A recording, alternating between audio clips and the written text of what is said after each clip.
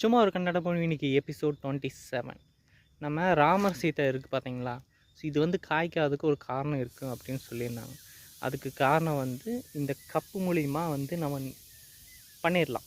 இந்த கப்பு இருந்து கொஞ்சம் தண்ணி இருந்தால் போதும், இது வந்து காய்க்க வச்சிடலாம். அது எப்படின்னு நான் காமிக்கிறாங்க.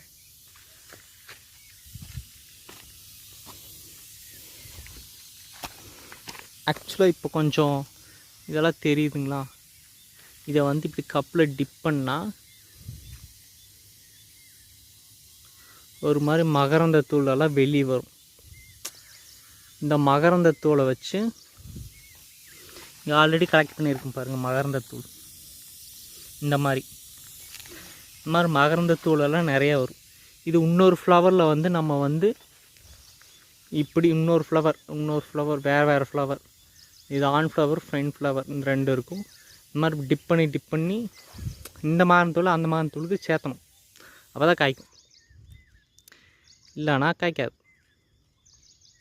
பார்ப்போம் இந்த சைடு கொத்து வந்து காய்க்குமா காய்க்காது.